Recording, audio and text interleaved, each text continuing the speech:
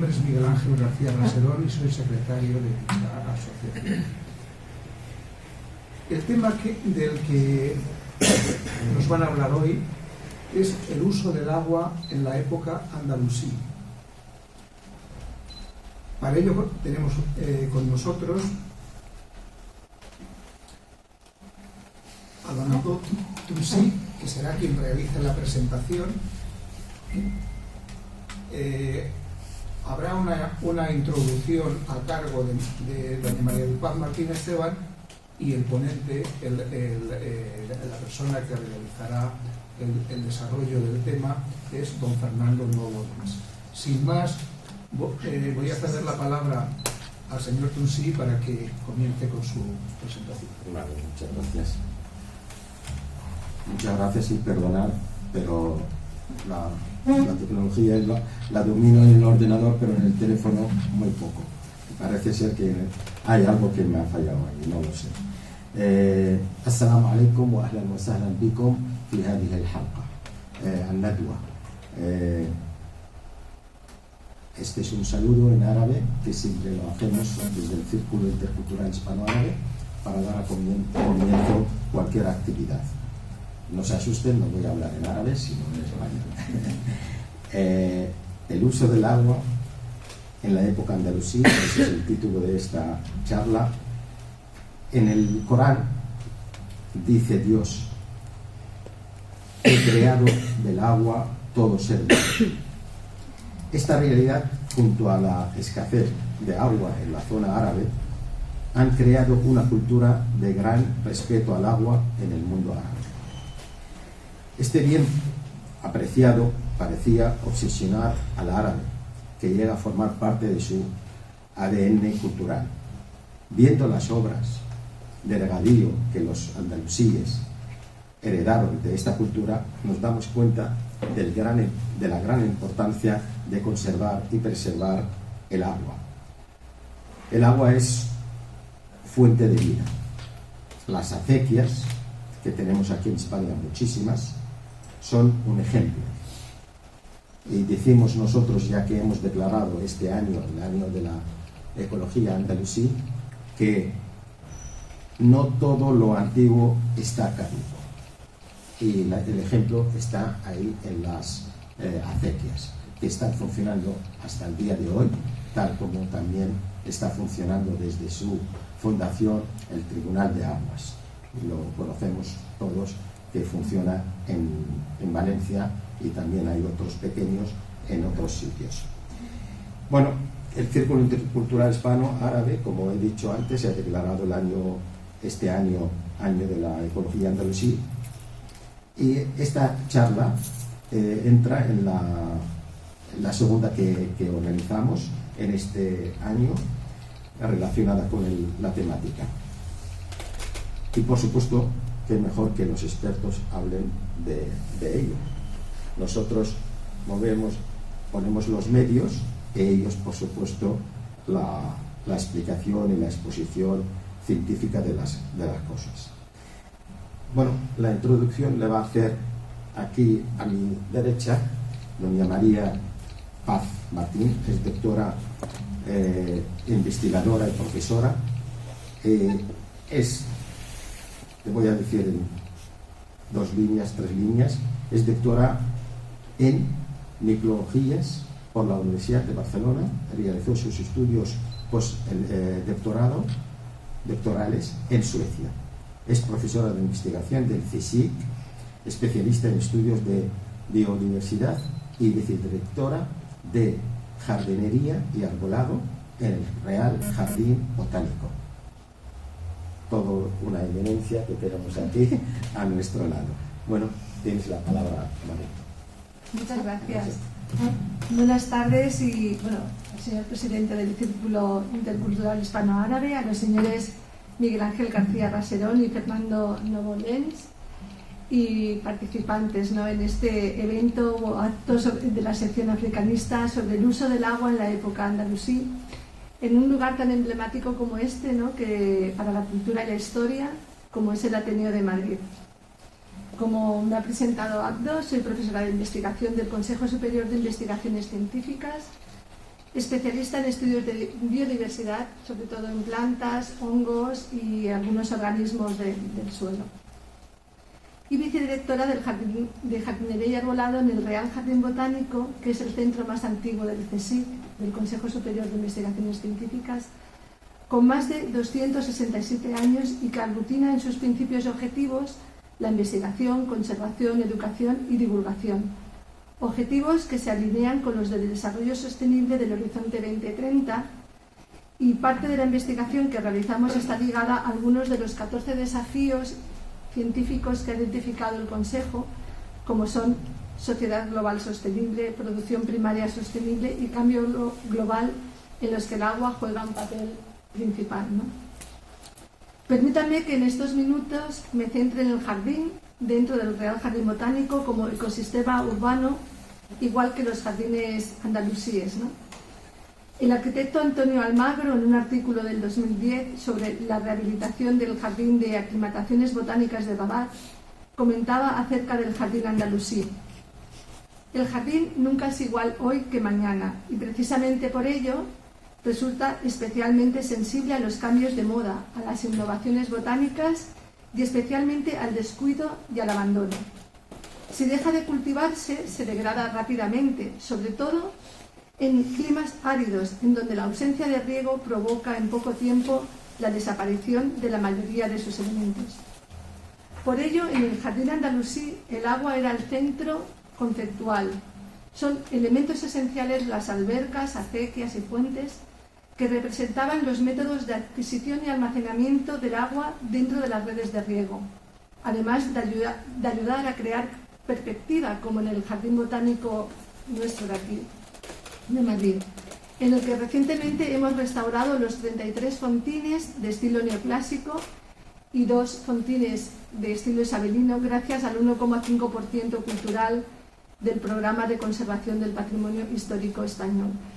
No sé si ustedes han visitado, me imagino que sí, los que vivan aquí en Madrid, el Real Jardín Botánico, pero hemos tenido esa oportunidad de volver a restaurar los 33 fontines que estaban desde la época en la que se creó el Jardín Botánico en el Paseo del Prado, desde 1781, que es un diseño del arquitecto Villanueva, porque el diseño de Sabatini no gustó en esa época porque tenía muy pocas fuentes y muy pocos estanques. Entonces fue con el plano de Villanueva con el que se hizo el Jardín Botánico. Mencionar también la importancia del Jardín Andalusí al incorporar nuevas especies y conocimientos procedentes de África, Mediterráneo Oriental y Oriente Asiático, además de domesticación experimental de la propia flora ibérica. Todo ello unido a las canalizaciones de agua hizo que se aprovecharan más y mejor los terrenos, y en la actualidad, siguiendo su ejemplo, podemos seguir mejorando. En todas las tierras del Al-Ándalus, la actividad agrícola se mezclaba con la transformación artística de la naturaleza. A pocos kilómetros de Córdoba se construyó el Palacio de Al-Rusafa, la primera hacienda ajardinada del Al-Ándalus, el lugar donde se trasplantaron y aclimataron numerosas plantas exóticas, entre ellas las palmeras o el granado. El granado es el símbolo del Consejo Superior de Investigaciones Científicas, porque para muchas culturas orientales es el símbolo de la sabiduría. Entonces, yo tengo solamente escrito estas palabras porque quiero enseñarles un vídeo del Real Jardín Botánico en un momento que es el otoño, donde el agua es fundamental. Y si le podemos dar al vídeo, solamente yo creo que no tapamos, ¿verdad?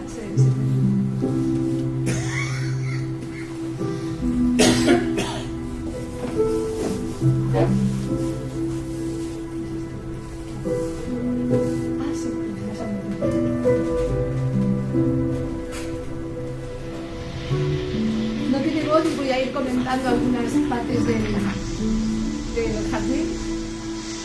Ahora estamos en la parte del jardín romántico y la parte de los bonsáis. Este es el paseo de Carlos III, es el paseo principal del jardín botánico. El jardín tiene una forma de trapecio y es geométrico. El Carlos III es la simetría.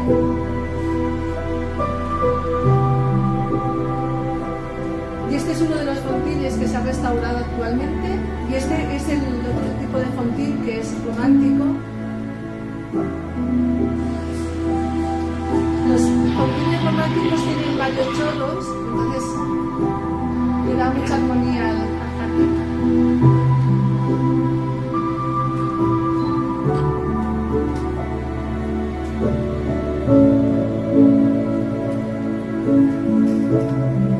Es el paseo de las estatuas, donde están algunas de las imágenes de los directores anteriores del siglo XVIII y XIX.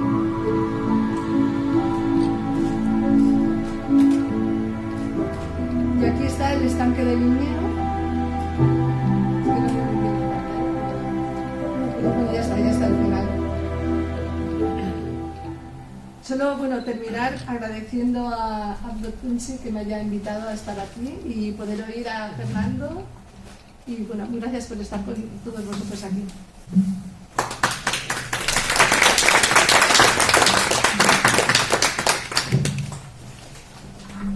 Bueno, después de esta exposición, esta introducción, nosotros hemos venido aquí para escuchar a don Fernando Novo Lens. Todavía no le he preguntado de dónde viene este apellido, Lens, pero ya te preguntaré en privado. Perfecto. Igual tiene un secreto. No tiene secreto. Es director de desarrollo de negocios, experto en aguas, lleva bastantes años en este tema, inclusive trabajó en Argelia en la temática esta, el agua, por lo tanto conoce muy bien, está relacionado con lo árabe, con lo andalusí y toda esta temática. Por supuesto nos vas a llevar por un recorrido sobre el uso del agua en la época andalusí. Este es el título de la charla. Por supuesto, el agua no se queda en lo que es simplemente regadíos, y ya sabemos que tiene su parte cultural, su parte económica, su parte comercial, tiene muchas cuestiones relacionadas, ¿no?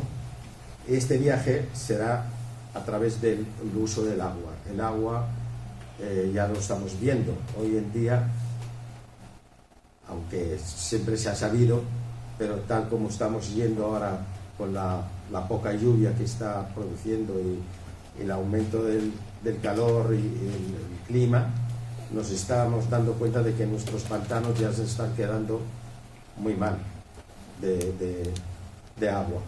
Así que pues Fernando, como experto, nos va a hablar y nos va a hacer que nos pongamos en conciencia real con la importancia del agua. Así que tienes la palabra, Fernando, y muchas gracias. Hay que hacerlo primero para que funcione.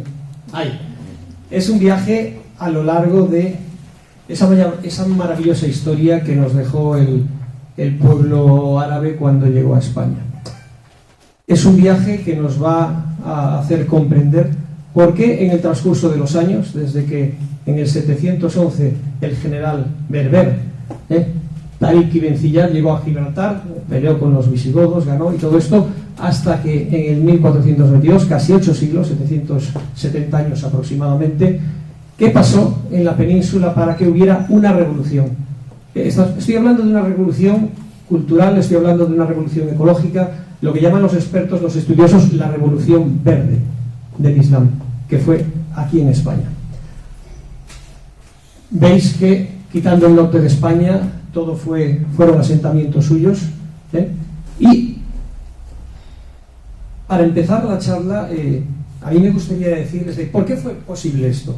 ¿Por qué fue posible que gran parte de España, y durante tantos siglos, y estoy hablando de la parte ecológica, de la parte sostenible de esta historia, ¿no? Yo creo que lo primero que tenemos que empezar es, como bien dijo Abdo antes, en la Sura 21:30 del Sagrado Corán, dice: Dios ha creado del agua todo ser viviente, toda cosa viviente. El agua en el Islam es un elemento divino y sagrado. El agua es un elemento de justicia, de equidad, de igualdad. aquellos gobernantes que realmente cumplen con el Sagrado Corán y que se consideran buenos musulmanes, lo que hacen es velar, poner las herramientas para que en su pueblo haya un agua de calidad y en cantidad. El mundo árabe fue un mundo muy estudioso del agua, puesto que previamente había nacido, como sabéis, en la zona que es Arabia Saudí. Esto comenzó cuando una persona llamada Mohammed, como se suele decir, la paz y la bendición de Alá sean con él, nació allí. Nació allí, fijaros dónde nació, evidentemente. Nació en la Meca, nació en un sitio árido, en el que el agua realmente era un lujo, era un bien muy escaso. Esa concepción en el Islam, es decir, de precariedad del agua, de voluntad de conservar, puesto que en el Corán lo que se dice es que hay que conservar el agua, hay que gestionarla correctamente, porque el agua es un bien divino y por tanto no se puede desperdiciar. Eso es lo que hizo que los árabes, los musulmanes, en su recorrido por la historia, cuando llegaron a España trajeron esa, ¿cómo os diría? Pues esa voluntad, esa idea de cuidado del agua y de expansión a través del agua. Antes de llegar a España, los musulmanes habían estado en la zona de Siria, la zona de Irak, norte de Irak, Irán, con lo cual, debido a obras de infraestructura hidráulica como los canats, famosos, que ya hablaremos después, como el tema del regadío, se habían hecho muy expertos en ese tema, con lo cual cuando llegaron a la península eran ya conocedores y desarrolladores de una cierta e importante tecnología en el tema de la infraestructura hídrica. Como os decía, en el Corán yo os diría que, a ver, la palabra, para empezar, no sé si sabíais que en el Corán la palabra agua, el agua, aparece 63 veces, con lo cual le da una importancia grandísima. Una de las cosas, ya veis, hay alguna sura que dice: no derrochéis el agua, no derrochéis en general, cualquier cosa, porque Alá no ama a los que derrochan. U otra, los musulmanes se reparten tres cosas: el agua, los pastos y el fuego. Es más, está la importancia del agua para los musulmanes, que lo que dicen es: cuando hay escasez, primero es el agua para las personas, luego el agua para los animales y posteriormente para las plantas. Hay que gestionar bien el agua, es el deber de un musulmán, que tenga la posibilidad de hacerlo, por supuesto. Fijaros en una cosa: el mensajero de Alá, profeta, utilizaba como curiosidad, para ducharse, para bañarse, 2,75 litros de agua, y para la ablución 0,5.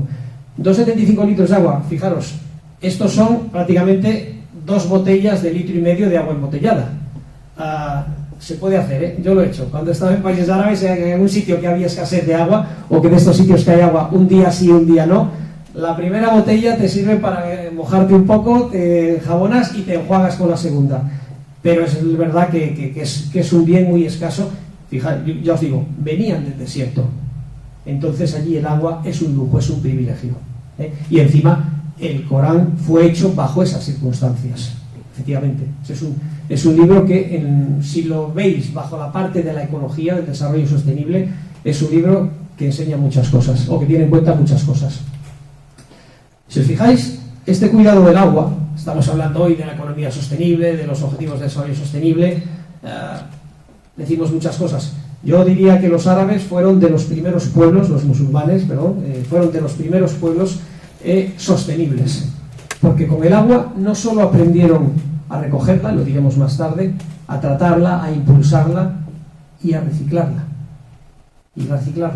Porque, por ejemplo, y veremos fotos del Generalife, de la Alhambra, toda esa agua que pasa por el Generalife, los jardines, que viene de 10 kilómetros desde Sierra Nevada, al final sale por fuentes y va a los regadíos. Es decir, es un pueblo que estaba acostumbrado a gestionar la poca agua que tenían.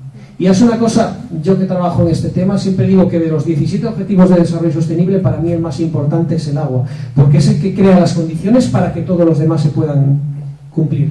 Si no hay agua, no hay vida. Eso desde pequeñitos nos lo han dicho. Entonces es algo que para mí es muy importante. Y sí que quiero hacer notar que el pueblo musulmán, desde el principio, tenía en cuenta esta faceta del agua, precisamente porque salió de allí, de un sitio donde no había agua. ¿No?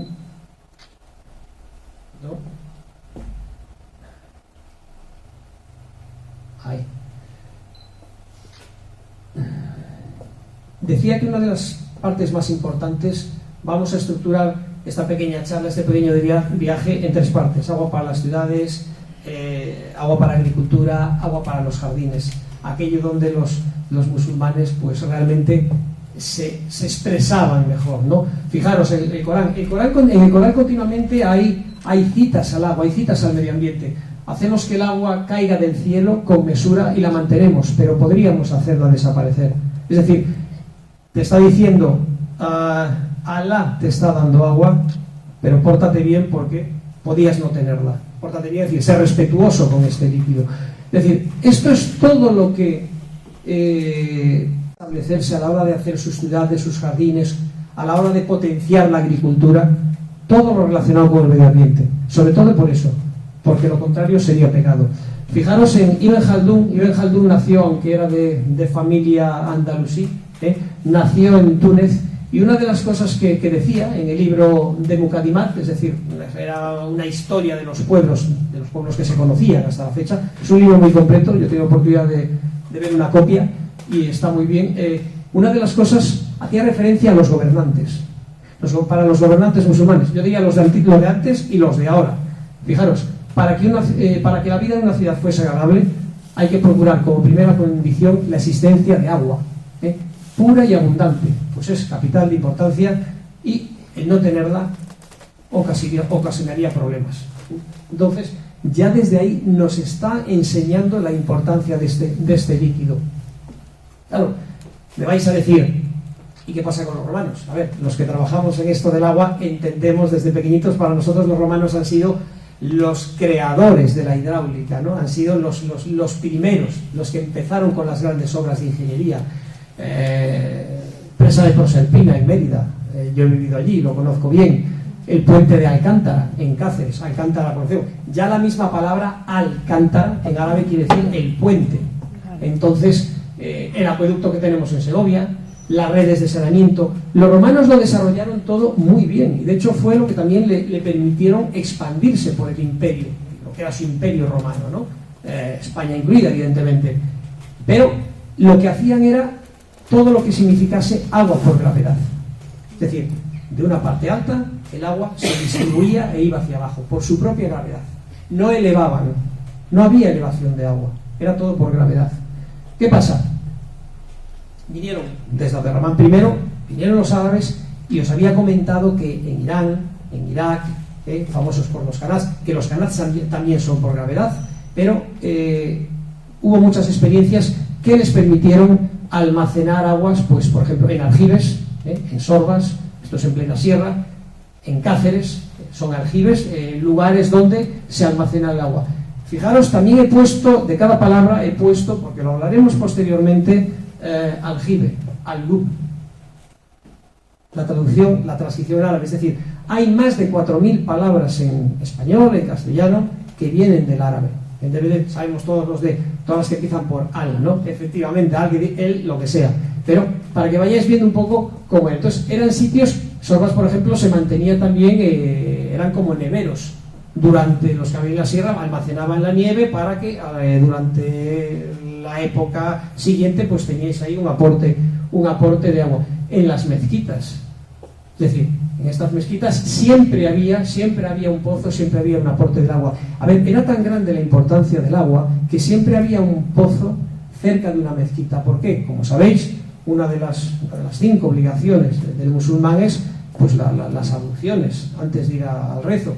Entonces, lo que se quería era, pues eso, que hubiese una fuente, unos caños con agua antes de entrar al templo a rezar, para lavarse, pues eso, las manos, la cabeza, los pies, los brazos, etcétera, etcétera. Siempre había, y ahí lo que vamos poniendo es eso, la proximidad a estos edificios. Bueno, ¿qué os voy a decir? La Alhambra. La Alhambra en España es el máximo exponente de toda la sabiduría musulmana. A ver, en la Alhambra, yo os decía pues que el agua fue un tema divino y sagrado, pero es que aquí recogían todos los conocimientos técnicos, todos los conocimientos hidráulicos, todos los conocimientos en temas de, ¿cómo diría yo?, de adornos. Fijaros que en cada sitio prácticamente la Alhambra está rodeada, está con patios, lo cual significa por una parte agua y por otra parte vegetación, jardines de los que hablaremos posteriormente.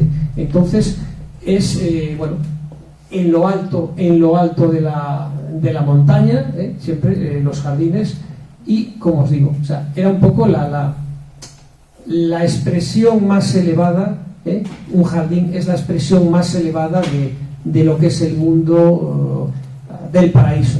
Por ejemplo, en el Corán se habla varias veces del paraíso, y lo que dice, siempre se pinta el paraíso como un sitio donde el creyente pues verá jardines, tendrá agua, ríos de agua que fluyen. Cuando alguien dice que va al paraíso, Jannah, al-Jannah, pues dicen que va a ese lugar. Con lo cual, esa representación de los jardines, y hablaremos después de ello, lo que para un musulmán significaba en aquel entonces era representar el paraíso aquí en la tierra. Entonces, de ahí la gran importancia y la majestuosidad con que hicieron estas obras. Esto es lo que os comentaba antes.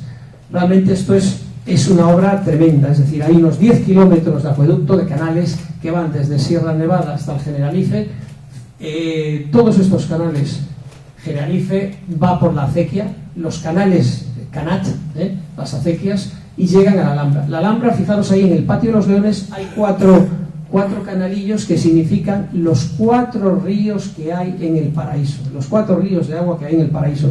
Al final están, como os decía, significando, están representando el ideal del paraíso en este tipo de construcciones, para quienes allí habitaban. A todo esto, ya lo hablaremos posteriormente, también los jardines tenían unas determinadas formas, unas determinadas orientaciones, pero todo bajo el signo del agua. Como veis, viene del Generalife, pasa por la acequia, llega a la Alhambra. Una vez que sale el agua de la Alhambra, no se tira, pasa por determinadas fuentes y acaba en cultivos, con lo cual es lo más circular, por decirlo así, ¿no? Es la economía circular, o por decirlo, lo más sostenible de este líquido elemento, ¿no?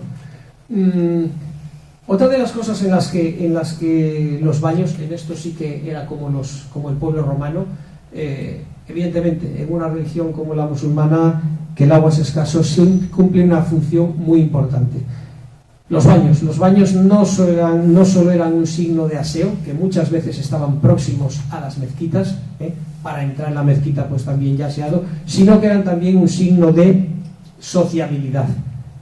Nosotros vemos aquí que la primera sala, veis la 2, la sala de agua fría, y luego la 3 de agua templada, y la 4 caliente. Vale, pues en la 3 de agua templada normalmente pues era un poco pues sitios para charlar, para hablar de negocio, para hablar de lo que quisieras. Eran sitios sociales, había pues zonas de hombres, zonas para mujeres, y pues en esos sitios sociales y con tranquilidad se daban masajes, se hablaba de todo. Entonces eran sitios de confraternización, vamos a decir, ¿no? Baños árabes hay bastantes, bueno, hay unos cuantos en España y algunos en buen estado. Ahí, por ejemplo, veis el de Palma de Mallorca, una representación del de Palma de Mallorca, pero bueno, ya veis aquí por la slide que hay en varios sitios. Hay en Girona, en algunos sitios donde están, y lo que representaban era eso, es decir, la utilización lúdica del agua. No solo asearse, sino también pues estar con otras personas, bueno, ya os digo. Estas son fotos que sí que he tomado yo personalmente de Madina, Mallorca, ciudad de Mallorca, los baños árabes de Palma de Mallorca, ¿no? En el estado en el que están ahora mismo. Aquella es una maqueta, esta es la parte del interior, es decir, la parte de la sala templada, por decirlo así, donde se reunían pues para charlar, donde les daban los masajes, etcétera, etcétera. Era la parte más social, por decirlo así. Y la parte de arriba, pues que ahí está ahora mismo tapada, son pues 5 agujeros por los que bueno, pues los vapores pues salían fuera, puesto que esto por debajo tenía unas redes de canales de agua caliente, ¿no? De hecho, esa es la fachada, es una de las fachadas de los baños de Mallorca. Cualquier persona en aquel tiempo que tuviese ciertas posibilidades económicas, lo que hacía era tener en su casa un patio interior. fuera una casa o fijaros una mezquita. Al final en todos los sitios volvemos siempre a hablar del agua. Volvemos siempre a hablar de que el agua tenía una función religiosa, tenía una función social, tenía una función económica. Y aquí, en el día a día de las personas, sí que fue un pueblo que siempre, desde el principio, durante todo el tiempo, cuidaban mucho el aseo. De hecho, se preocupaban también de que no hubiera pues basura en los ríos, recogían la basura, es decir, procuraban que los ríos, sobre todo los que llegaban evidentemente hacia el uso, estuvieran totalmente limpios. Eso lo protegían mucho. El medio ambiente sí que lo estaban protegiendo mucho. Como os digo, unas fuentes, ahí por ejemplo para ver la sala de oraciones, es decir, la fuente del patio, la sala de oraciones, pues se lavaban antes de entrar ahí, ¿no?, a rezar. Otra de las cosas, como os decía, una vez del agua de las ciudades, hablamos de los jardines. Como os comentaba, el jardín es la representación del paraíso. Entonces ahí los árabes vuelcan toda su sabiduría, vuelcan toda su experiencia para proponer un jardín que se acerque lo más posible a su ideal de paraíso. Es decir, fijaros, os decía antes, quienes obedezcan a su mensajero, él les hará entrar en sus jardines, debajo de los cuales fluyen los arroyos y en los que estarán eternamente. La Sura 80 a 24-32. O los temerosos de Dios estarán entre jardines y fuentes. Es decir, siempre se hace referencia a los jardines, Janna, al paraíso, a los jardines. De hecho, al jardinero se le llamaba el Yanan, en árabe. Entonces, todo tiene al final, es circular, todo tiene que ver con los jardines. De hecho, al Yanan, ahí lo pondría ahí, mira, el jardinero, es Awisnak. En el tema de, y aquí entramos en la parte de los grandes personajes y personas árabes que realmente fueron estudiosos, que realmente fueron científicos de su época en el campo de la botánica, en el campo de la ecología, e hicieron muchos libros, muchos tratados, muchos kitab, libro.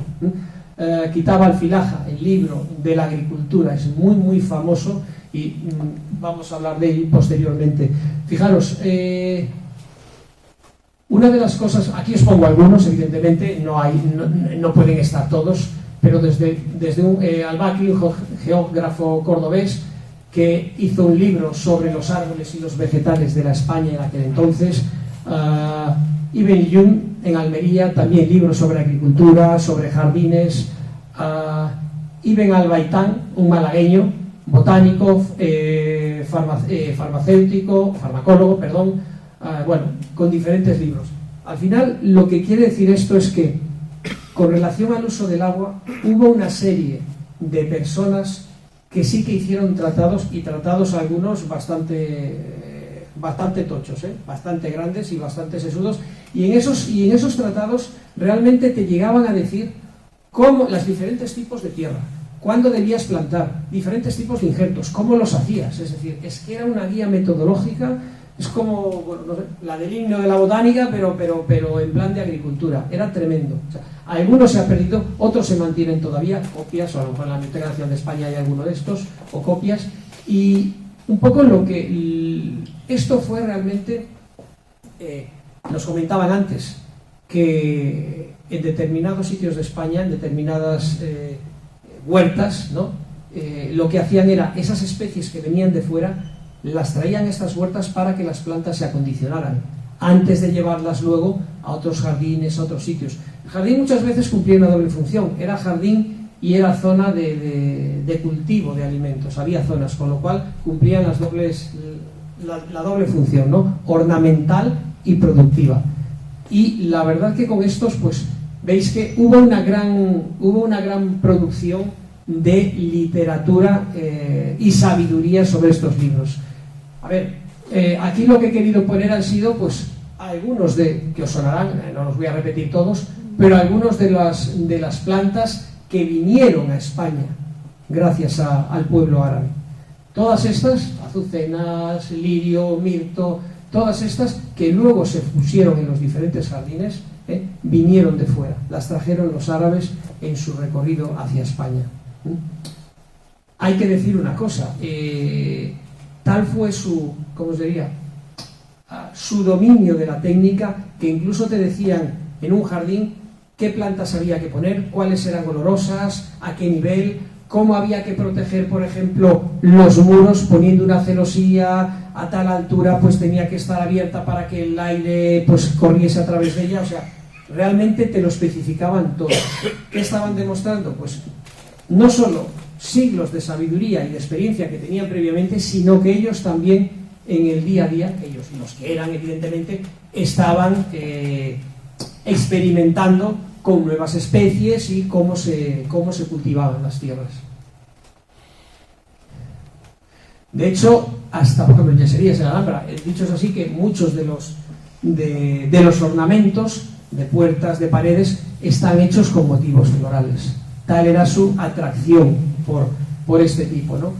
Y finalmente, el agua para la agricultura, como os decía, no solo son ciudades, no solo son jardines, sino la agricultura.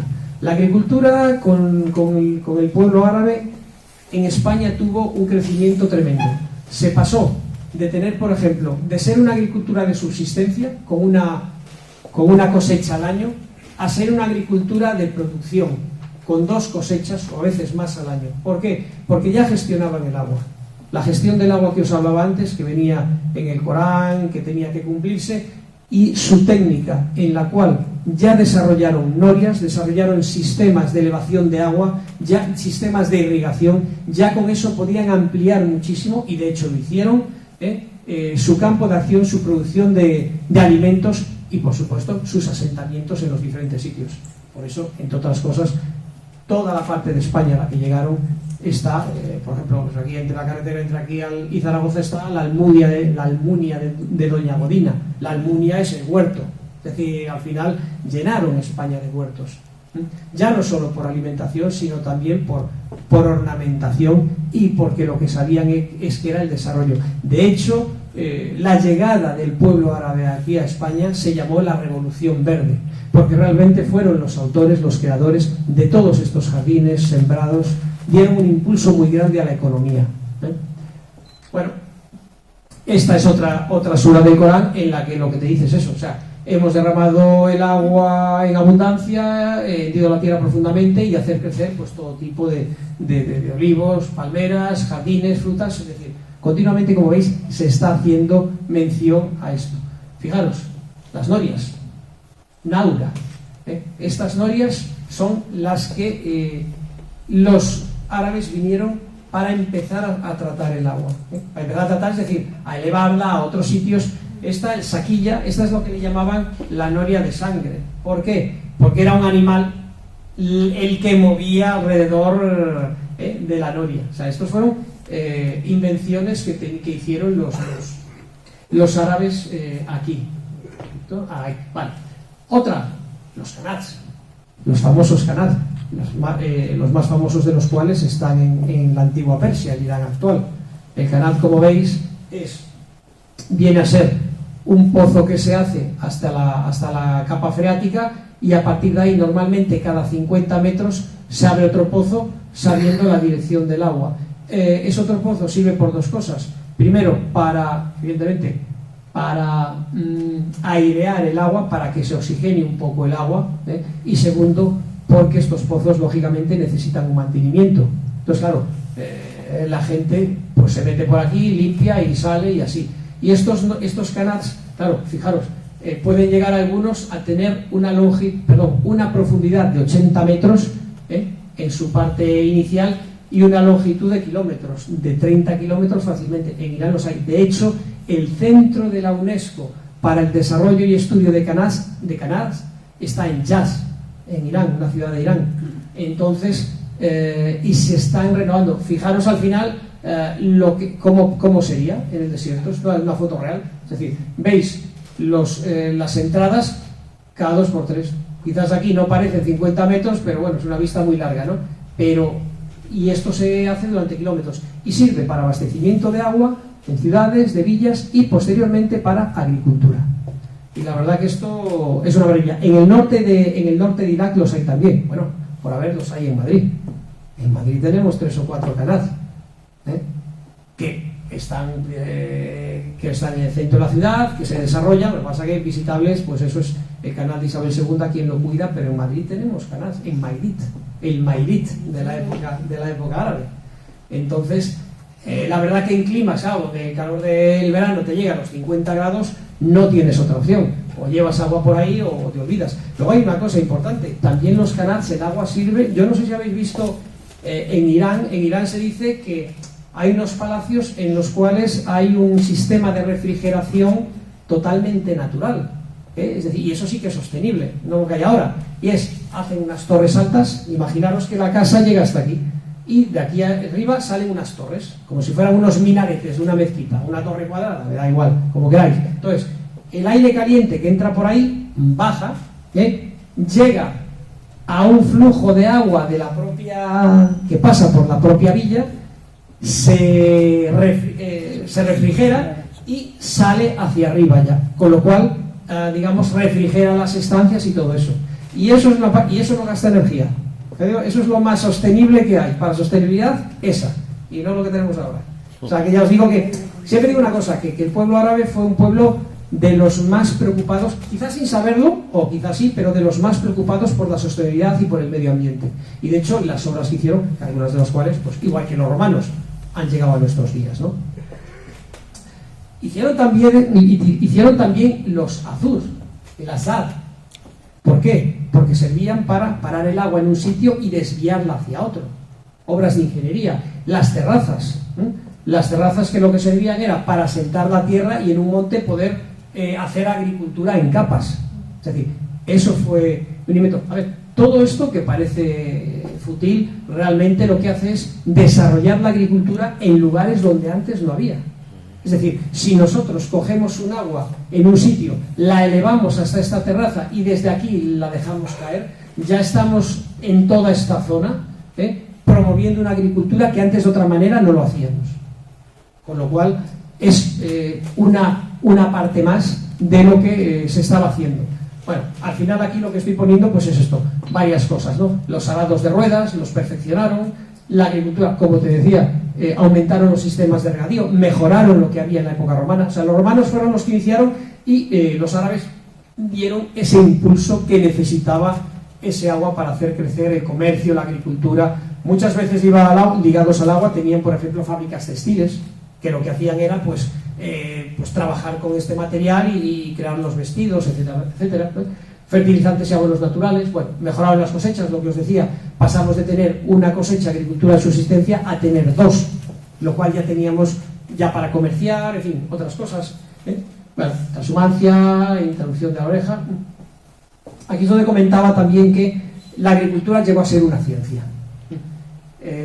Hubo gente que estaba muy preocupada por el tema de la agricultura y fijaros, Alá ha hecho desde el cielo un agua en la cual revive la tierra azotada por la sequía. Volvemos a lo de siempre, el respeto al agua, el respeto al medio ambiente, la buena gestión del agua, ¿no? Aquí os pongo algunos de los más conocidos. Al-Biruni, Al-Atar al-Baqiyya, pues eso, libros sobre agricultura, tratados de agricultura de Ibn Basal, como os decía, diferentes tipos de tierra, tipos de cultivo, pero no solo hablaban del terreno, de la composición de la tierra o de la climatología. Por ejemplo, Abu Zakaria, el más famoso, Kitab al-Filaha, que es el libro de la agricultura, dicho en árabe, y no solo hablaba de tierras, sino hablaba de especies animales. Hablaba de animales, hablaba de cómo cruzarlos, hablaba de cómo crecían. Es decir, hablaba de... o sea, eran muy, muy completos. Era realmente una verdadera ciencia aplicada desde el uso del agua a todo lo que podía producir, jardines y agricultura. Algunos de estos libros, injertos, como os decía, a través de Abul Hayr, injertos también, es decir, era una ciencia muy, muy avanzada y, bueno, pues los productos de la agricultura, otra sura que lo que está diciendo siempre es haciendo mención a la sacralidad, ¿no? de esto. Al final, todas estas palabras que usamos ahora, todo esto lo trajeron los árabes. Todo. Desde la naranja, aceituna, zaitun, Entonces, todo esto son productos que los trajeron los árabes, que vinieron aquí con sus desarrollos de agricultura y que tenemos aquí gracias a ello. Y no son pocas, no os voy a decir todas porque no acabaríamos, pero hay unas cuantas.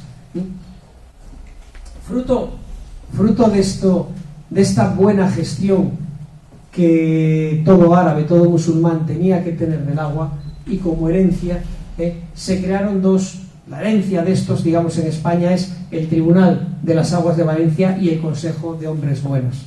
El Tribunal de las Aguas, tanto ambos son patrimonio cultural inmaterial de la humanidad desde 2009, en este caso la institución de justicia más antigua de Europa, y lo que hacen es, hay unas acequias en la zona, y lo que hacen es que se creó el tribunal para que cualquier disquisición o problema entre unos habitantes, entre unos agricultores y otros, pues era un tribunal que emitía justicia. Es un tribunal de 9 representantes síndicos, cada uno de representante de las acequias, y uno es el presidente. Se siguen reuniendo hoy día, como os decíamos, al mediodía los jueves en la Catedral de Valencia, y como veis ahí, si alguno va, desarrollan su labor y la gente los está viendo. O sea, realmente es una atracción. Es decir, al final de lo que se trataba es eso, el agua de manera justa, equitativa, que haya agua para todos y que nadie se quede sin agua.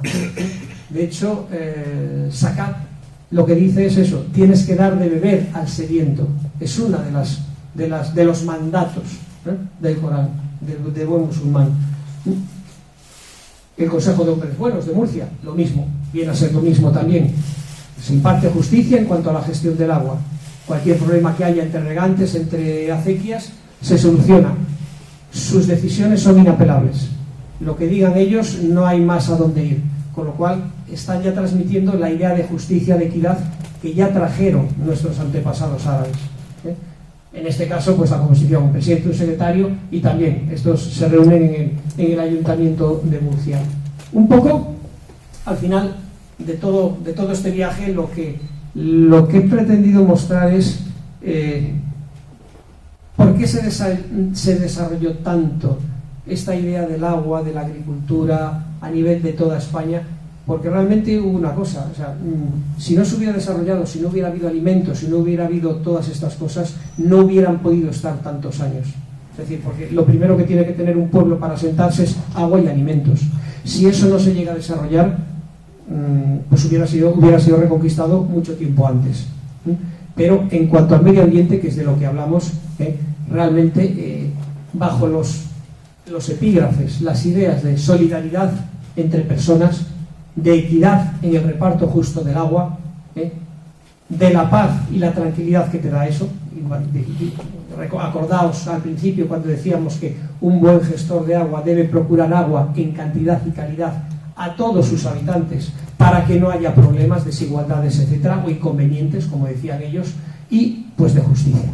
Realmente lo que sí, un poco la idea general es que el pueblo árabe fue un pueblo muy adelantado. Trajeron aquí a España en tiempos, ¿verdad? En los tiempos aquellos en que en Europa había una cierta oscuridad, digamos, y trajeron, ya yo he hablado de esto, evidentemente, del agua, trajeron astronomía, las matemáticas, en fin, todos los desarrollos, incluso de los jardines que decíamos, eran un compendio de su sabiduría, de las matemáticas, de cómo hacían los patios, los azulejos, las geometrías. Todo eso tenía que ver con su desarrollo.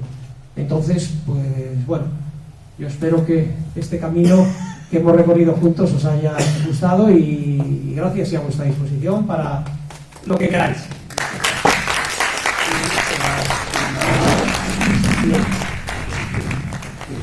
Hoy hemos tenido la fortuna de contar con un comunicador tremendamente brillante y que nos ha hecho un relato sugestivísimo sobre la aventura del agua. Pues ahora podemos abrir, si os parece, un pequeño debate en el que cualquiera de los que tengáis algún tema, alguna curiosidad, algún interés, alguna duda, alguna pregunta, pues este es el momento.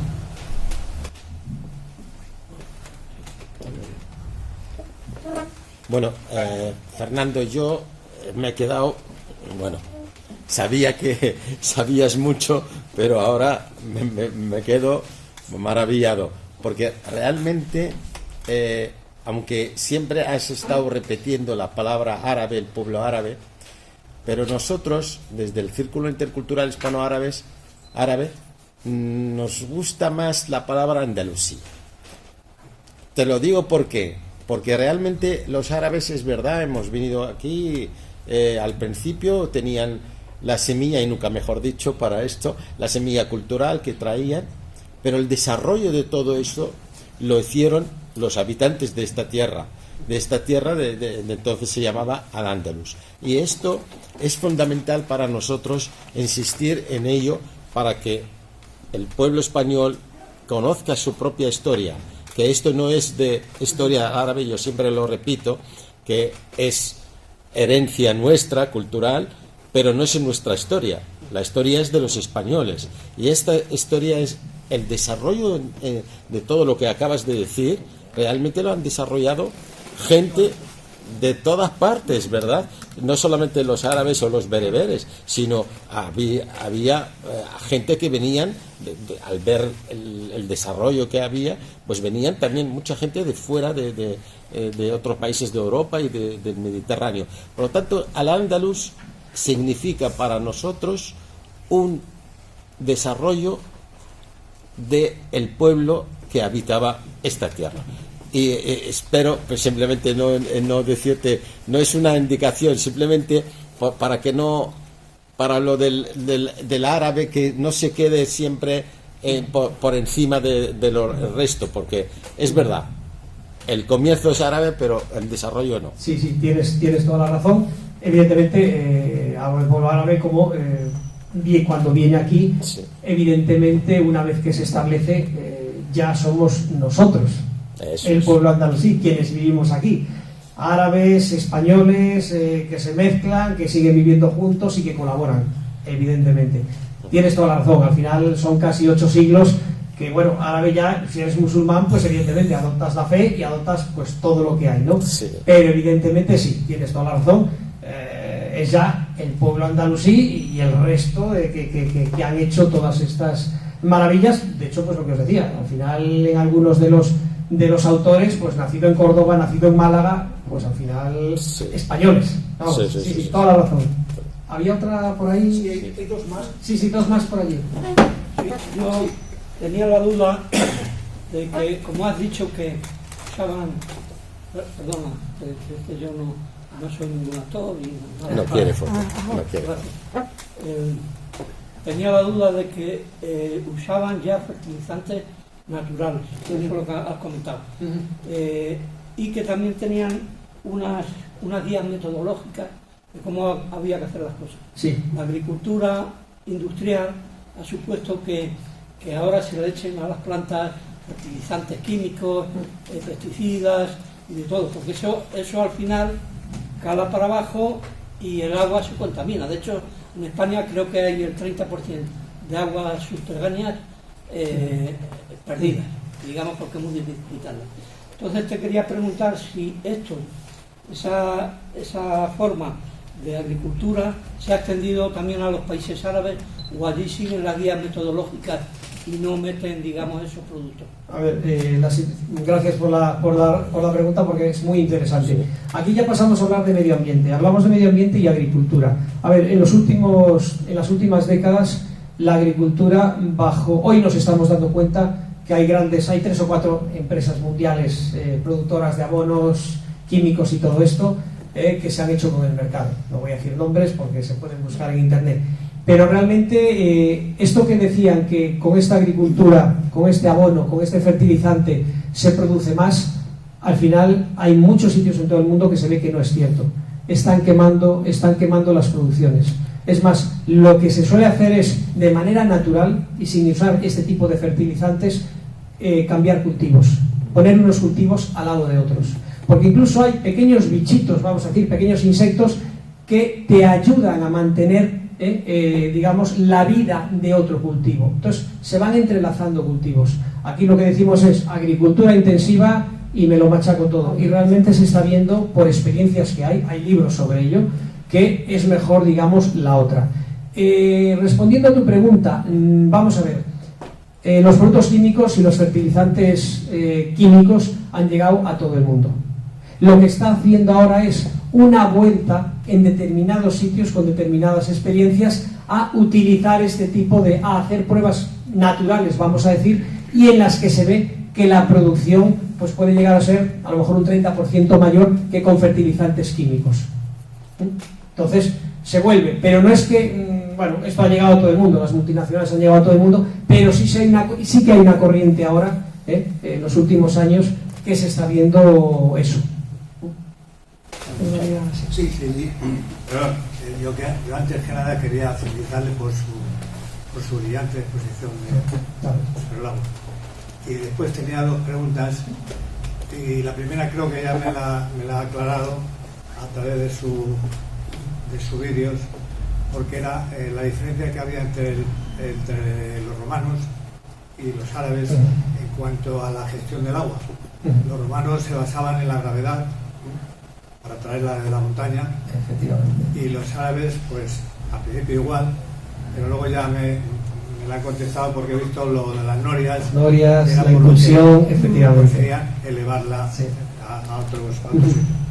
Y la segunda pregunta es, he visto lo de la agricultura, el tratamiento agrícola de los cultivos, y he visto las terrazas que también inventaron los árabes, pero que eso también lo hemos visto, por ejemplo, a los incas en el Machu Picchu, por ejemplo. Correcto. ¿Quiénes llegaron antes a hacer este tipo de terrazas para el cultivo y aprovechamiento de la agua? Ahí lamento no poder contestar a esa pregunta. ¿Pero los incas a los árabes? Bueno, depende. Yo creo que por la época en la que se desarrollaron unos y otros, no lo sé. No le puedo decir. A ver, lo que sí es que bueno, a esa no le puedo contestar, sinceramente, no le voy a decir algo que no sea cierto, pero sí que esa forma de desarrollar los cultivos en terrazas fue de gran ayuda y fue un gran impulso, porque al final tú lo que haces es conseguir utilizar una montaña pues para ir haciendo cultivos. Pero lo que decía, eso no hubiera sido posible si antes no se hubiera conseguido tener determinadas norias, que hay norias de agua como la que he visto, como la que habéis visto en la foto, y norias de viento, como los molinos que hay ahora en Castilla-La Mancha, o parecidos, estos molinos del Quijote y todo eso. Había norias de viento que estaban, había unas velas, que esas velas a través del viento movían también la rueda y elevaban el agua. Había eso. Entonces, los romanos fueron brillantes. Yo digo, yo trabajo en el mundo del agua y para mí los romanos fueron, no digo que crecí con eso, pero la hidráulica romana fue tremenda. Las primeras cañerías de plomo, por ejemplo, hoy están prohibidas, pero ya las sabían los romanos. Los sistemas de saneamiento, ya lo sabían las ciudades romanas. Los romanos fueron increíbles. Simplemente que los árabes dieron un paso más. Aquello que los romanos habían hecho, empresas, Proserpina, puentes de Alcántara, que todavía está bien y todavía pasan los coches por ahí arriba, yo lo he hecho muchas veces cuando estaba en Extremadura, pues ellos dieron un paso más allá en el tema de elevación de agua, en el tema de irrigación, diferentes técnicas de irrigación, con lo cual permitieron crear zonas de cultivos muy amplias, pero no solo en amplitud, sino en frecuencia, porque cuando tú tienes un cultivo y lo tratas bien, y lo abonas bien, y lo riegas bien, puedes tener 2 cosechas al año, cosa que con los romanos no había, con lo cual se pasó de una agricultura, de una economía de subsistencia, de vivir al día a día, a otra de comercio. Es decir, yo tengo dos épocas al año de recogida, de recolección, de siembra, bueno, de siembra no, de recolección, y oye, yo ya puedo tener un rédito de esto, ¿no? de creación del comercio. O sea, y todo eso fue posible por la concepción del agua que los inicialmente árabes que vinieron y luego el pueblo andalusí, que estuvimos aquí, pues desarrollamos en España.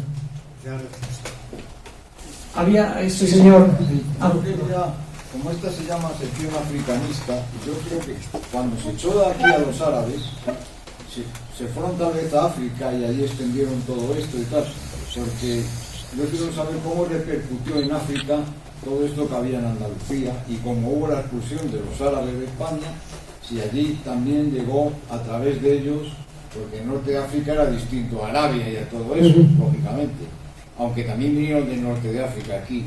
Pero bueno, yo eso no lo conozco bien, lo reconozco.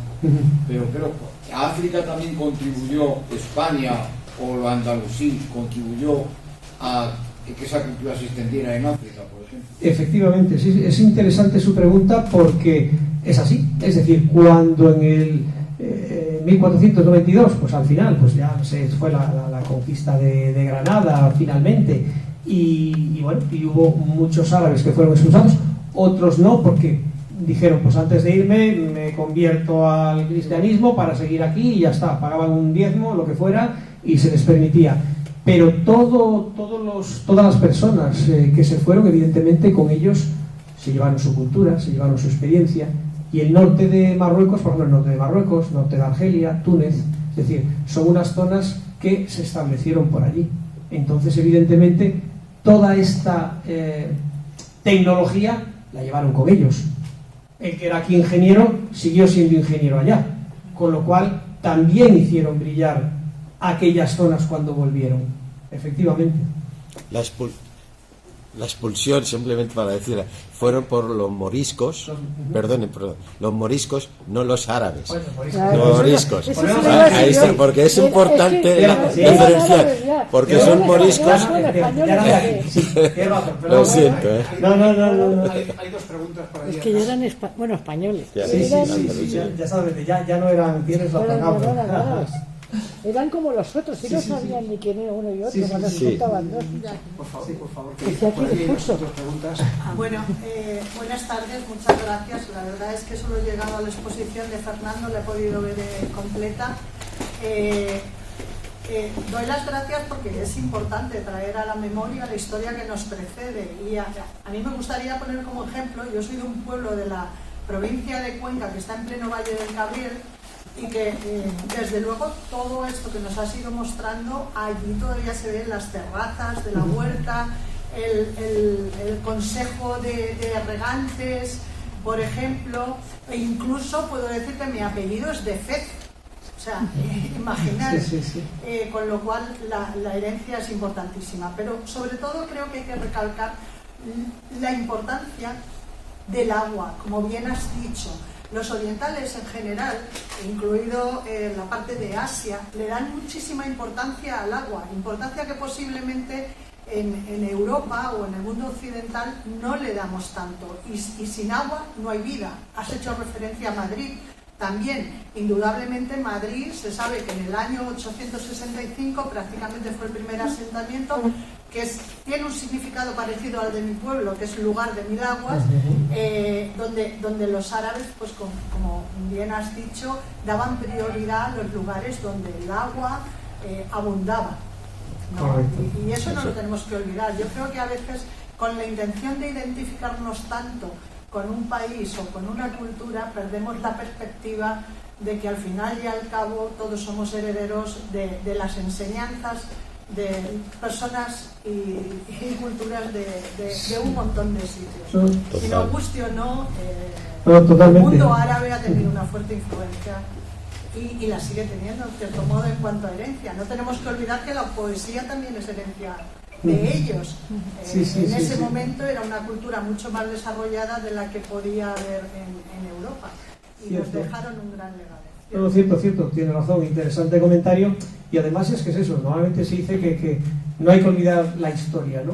Es decir, estamos hablando aquí, hemos hablado de muchas cosas, sobre todo de sostenibilidad, y como os comentaba, hay muchos libros que ya estos autores andalusíes escribieron, tratados, realmente eran tratados tecnológicos, tratados científicos, producto de muchas experimentaciones, de tener aquí las plantas, de que, por ejemplo, que se acondicionaran aquí antes de empezar a ponerlas en huertos, en jardines, etcétera, etcétera, de muchas combinaciones de plantas, cuando al final nos dicen, en este jardín tiene que haber esta planta a este nivel y el nenúfar a este otro nivel, por ejemplo. Es decir, entonces, todo esto tiene una ciencia detrás. Y sinceramente, yo no estoy muy seguro, no lo sé, de que sean estos libros realmente conocidos. Seguro que entre los expertos del tema, evidentemente sí. Pero realmente creo que todavía podríamos aprender mucho de enseñanzas que nos han dejado en esos tratados. Bueno, alguno ha desaparecido, evidentemente, ya no se puede hacer nada, pero otros siguen ahí. Y creo que sería muy importante, porque creo que nos han dejado un legado magnífico. Había otra palabra por ahí. Buenas tardes. En primer lugar, felicidades por la información que ha dado. Y mi pregunta es la siguiente. ¿Todavía los musulmanes se siguen interesando por el agua? O sea, ¿siguen ahí como antes? ¿Se ha relajado o ellos siguen igual? A ver, yo que trabajo en el mundo del agua, que llevo ya 30 años trabajando en el mundo del agua y trabajando en 4 continentes, la importancia hoy del agua, la concienciación es global. Eso no importa dónde sea. Evidentemente en países árabes en los que yo he trabajado y en los que yo estoy hoy día todavía visitando de vez en cuando, quedan cosas por hacer, quedan muchas cosas por hacer. Unos países pues tienen el dinero del petróleo, del gas, etcétera, y quieren hacer cosas. Yo diría que hoy lo que falta en algunos casos es mejorar un poquito la gestión, porque te encuentras países que evidentemente o no tienen agua, u otros países que con grandes ciudades tienen agua un día sí, un día no, y son países que tienen dinero. Simplemente tienen que focalizar un poco sus inversiones, porque al final, yo digo una cosa, el agua es fuente de vida, pero ya no solo eso. Imaginaos, por ejemplo, yo he visitado algún país de estos, en África, pasto. El dueño del rebaño de cabras o de vacas, cimascuálidas, se tiene que mover a otro sitio, porque esa zona ya no tiene alimento para sus animales. Pero es que luego hay una competencia, cuando se van a otro sitio y hay un señor que es dueño de aquellas tierras, tiene competencia con este, que va huyendo de la sequía. Ahí empiezan los conflictos y luego empiezan las guerras. Es decir, el agua, los alimentos, es un elemento de lo que llamamos ahora las migraciones climáticas. Al final, todo eso, unido uno más otro, hacen las migraciones. Que nadie deja su país por deporte, o sea, así de claro. Y ojo, aunque aquí en España podamos recibir migrantes, las mayores migraciones se dan entre países de África, que eso sí que son millones de que se mueven de uno a otro, no pasan el estrecho.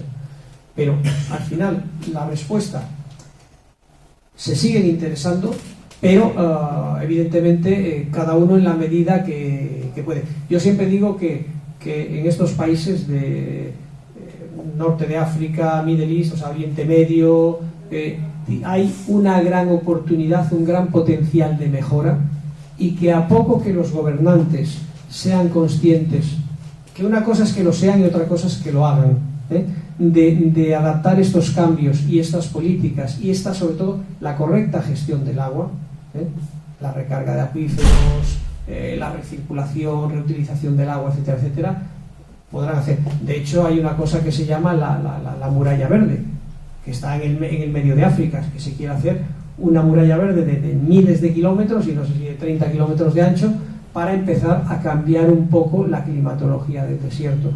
¿Que es difícil? Sí, que se puede hacer también, pero hay que tener la voluntad. Muchas gracias. Sí, yo tenía... bueno, me ha encantado la conferencia, tu charla, y me ha gustado mucho lo de los canals, que yo, bueno, no los conozco ni no tenía ni idea.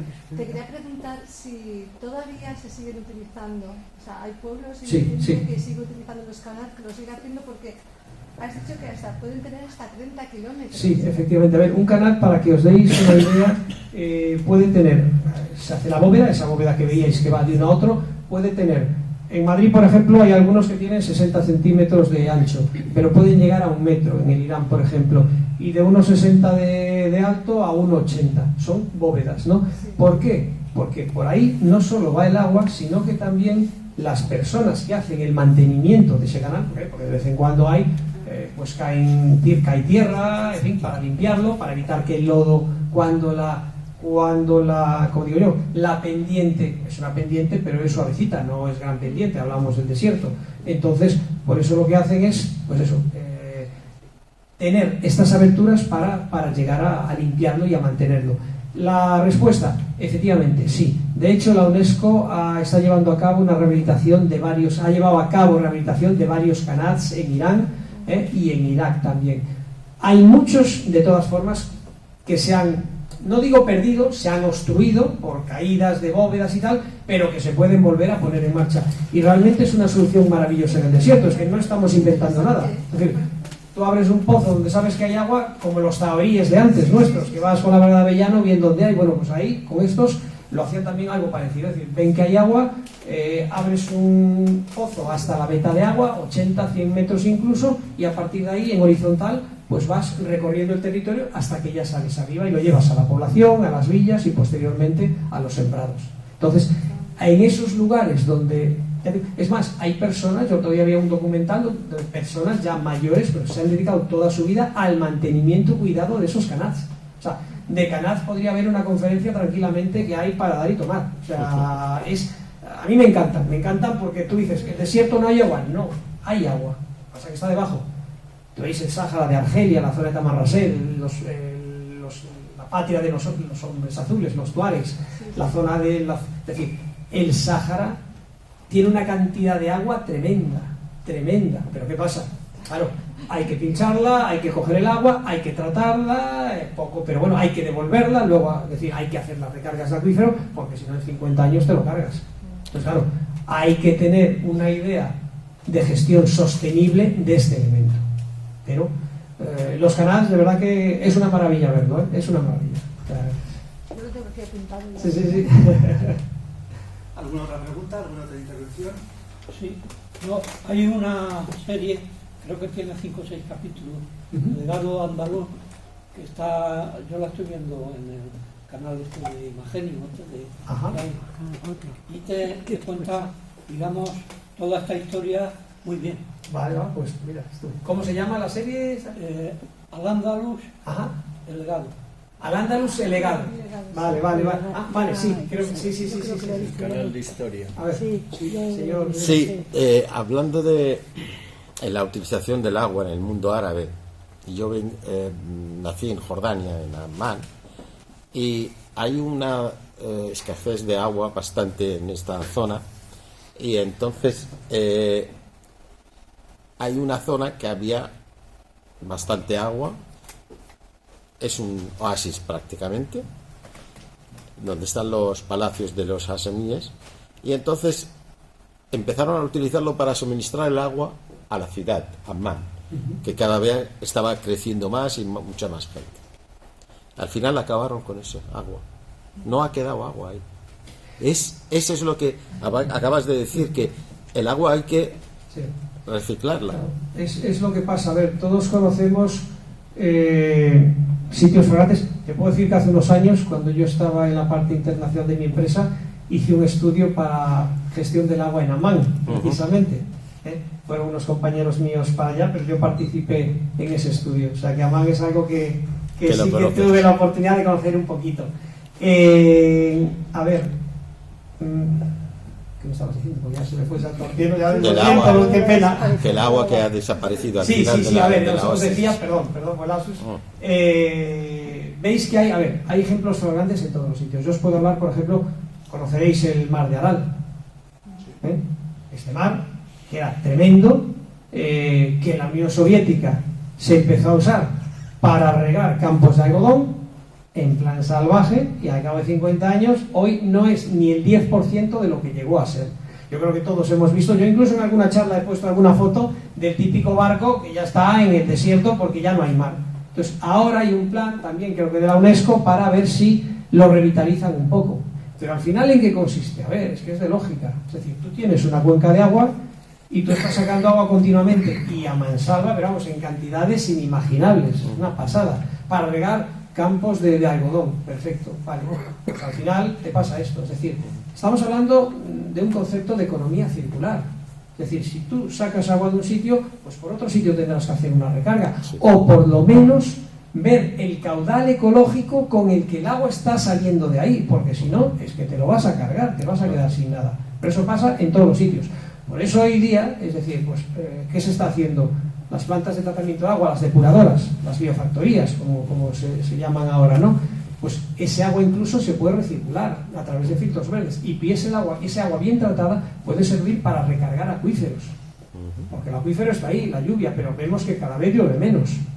O las pluviometrías no son las de antes, con esto de cambio. Entonces, todos estos sistemas tiene que haber una recarga, porque si no, nos quedaremos así. Entonces, el ejemplo es el mismo, es decir, tú estás utilizando una fuente de agua sin ton ni son y al final te vas a quedar sin líquido. O sea, eso es así. Cuéntame usted. Vamos a ver, yo creo además que el problema es infinitamente más grave que todo esto. Es cierto, el cambio climático determina una reducción importante de la biodiversidad, pero luego hay aspectos que la ciudadanía no conoce y que son enormemente perturbadores. Por ejemplo, la incidencia que tienen los incendios forestales en los acuíferos. Tenemos una media entre 15 a 20.000 incendios todos los años en este país. Lo que pasa es que la inmensa mayoría, el 90%, se quedan en superficies de menos de 1 hectárea.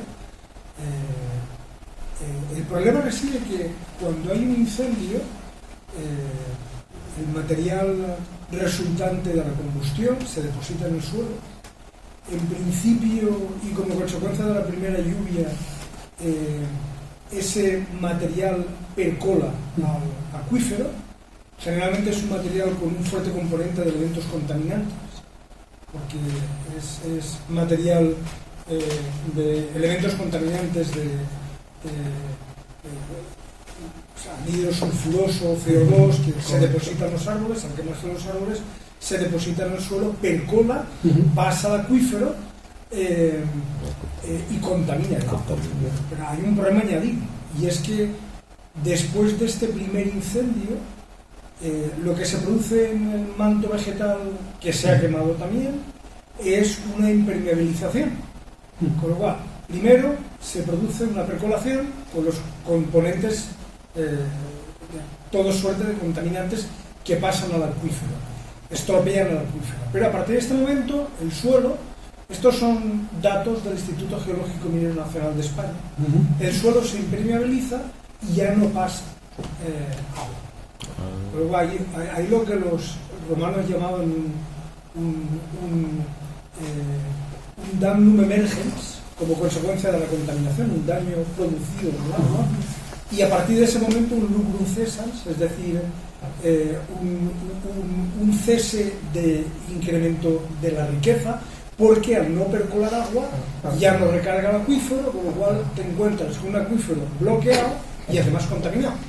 Y esto pues tiene muy difícil solución, realmente, porque ahí ya no es tema de que se recargue o no el acuífero, se trata de que la solución sería de alguna forma remover el suelo y permitir que filtrara de nuevo, que percolara, pero eso no se produce, porque es infinitamente, extraordinariamente caro, y luego por otra parte, si esto no se produce a su vez una situación absolutamente estable, y la contaminación permanece ahí. Todo esto depende también del tipo de suelo. El más fácil, por ejemplo, es el suelo kárstico, muy calizo, donde ahí la posibilidad de percolación es superior, y por lo tanto la posibilidad de que esa impermeabilización se altere poco después por el tiempo es también más fácil.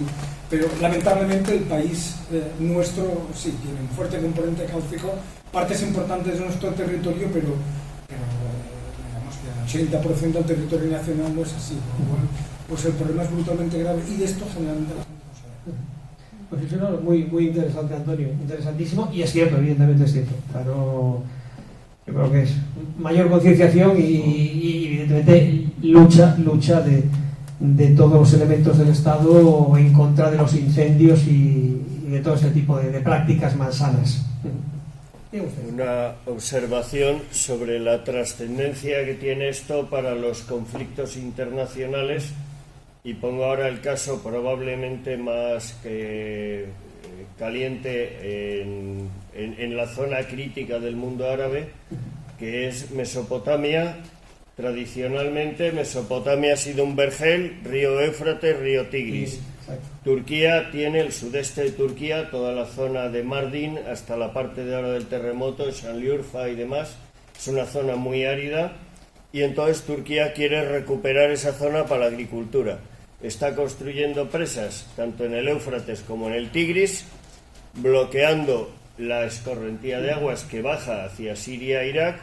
Se le añade la falta de pluviosidad en la Baja Mesopotamia y ahora mismo pues Turquía está dejando secos el Éufrates y el Tigris, con lo cual lo que para ellos es un beneficio, pues en una zona que ya de por sí arrastra una conflictividad muy fuerte, va a producir unas hambrunas a corto plazo que pueden desencadenar futuras guerras de esos países contra la misma Turquía, porque les está dejando secos, literalmente. Totalmente de acuerdo, Alberto. El tema del Irak, la antigua Mesopotamia, es flagrante.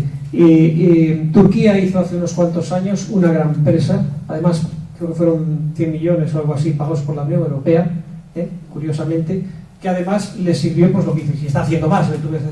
Tú ves más presas, evidentemente, lo que antes era un delta, lo que llegaba allí a Irak, ahora mismo está todo seco. Es decir, la culpa, o gran parte de la culpa, de la sequía y de los campos ya inhábiles, inertes, que tiene Irak, y la parte esa de Éufrates y Tigris, es eso, que Turquía ha ido poniendo presas, pues eso, para ellos, sin tener en cuenta al vecino. Pero eso, efectivamente, esto es el agua como un elemento de conflictos. Esto pasa también con el Nilo, con lo que están haciendo ahora. Es decir, tú cortas ahí la presa y vas a ver Egipto el agua que va a recibir. Y ahí se crea, y ahí se va a crear un conflicto y puede acabar en conflicto armado. Es decir, un poco la legislación internacional, la lógica, lo que te dice es estas cuencas que pertenecen a varios países que se gestionen conjuntamente. Porque lo que no puede ser, porque tú eres el país de aguas arriba y tienes esa suerte, porque te ha tocado, cortas el agua para ti y a los demás que se mueran. Porque realmente es lo que va a pasar, se van a morir de hambre y habrá conflicto. Y ya ha dicho Egipto, en este caso, que va a coger sus aviones y van a reventar la presa esta. Entonces, claro, totalmente cierto. Es decir, lo que hay que tener un poco solidaridad entre todos. El agua, como decía, ¿es un regalo divino? Pues el regalo divino nos pertenece a todos, no solo a algunos. Hay que pensar en eso, totalmente cierto. Sí, sí. Ese tipo de conflictos será aquí en España también, con las hidrográficas. Con las diferentes hidrográficas, efectivamente. Y si aquí ya no nos ponemos de acuerdo, pues imagínate otro nivel. No, cierto, es decir, yo creo que, a ver, hay una cosa, lo que hay que ser es muy eficiente en la gestión de agua. Es decir, porque aquí, por ejemplo, en España hace años los frutales y tal se regaban por inundación, y eso es una salvajada. O sea, era lo que había, pero es una salvajada. Entonces, es decir, si tú tienes una buena gestión, una gestión eficiente del agua, y no dejas que el agua que se pierda ni un litro, yo creo que hay agua para todos. Y hablo de regiones y hablo de países, pero claro, todas las partes deben poner voluntad y no decir, a ver, el acuífero 24 de Castilla-La Mancha y los acuíferos que hay por Andalucía, algunos se han secado casi, y tú ves ahí y ves las confederaciones y cuántos agricultores, por ejemplo, han hecho pinchazos ilegales en los acuíferos. Claro, y cuando te va el agente forestal, lo corren a boinazos, porque es así, lo amenazan y lo persiguen. Entonces, claro, si un acuífero todo el mundo pincha, pues al final se acabó el acuífero. Claro. Y lo que hoy es protección, así están, por ejemplo, pues no sé, las tablas de Daimiel, efectivamente, pues de vez en cuando pues se te secan, claro, no hay agua. Y al final lo que es pan para hoy va a ser hambre para mañana. Esos agricultores que hoy pinchan, a lo mejor ellos no lo ven, pero sus hijos, a lo mejor sus hijos ya no pueden seguir viviendo en la agricultura. ¿Por qué? Porque el padre no se le ha ocurrido otra cosa en ese momento que pinchar. A lo mejor hace tiempo daba igual, hoy todos sabemos lo que hay. Ya no hay excusa. Y es la justicia, quien debe evitar esos atropellos. Porque sobre todo es una falta de equidad y una falta de responsabilidad hacia los demás. Es eso. Muy bien, señores, pues yo creo que hemos tenido la ocasión de disfrutar del agua, al menos con nuestra imaginación. Espero que todos nos demos cuenta de lo difícil que es, pero de que está en nuestro alcance el poder gobernar este problema. Las palabras que nos han dicho de la gestión económica, del gobierno, del agua, pues que dejemos aquello. Yo creo que es que estamos un poco condicionados por nuestros vecinos de arriba, ingleses, franceses, alemanes, etcétera, irlandeses, que llueve mucho, entonces despilfarran el agua, pero debíamos echar la mirada atrás y ver a gente que lo administra mucho mejor. Pues nada más, muchas gracias a todos por su presencia.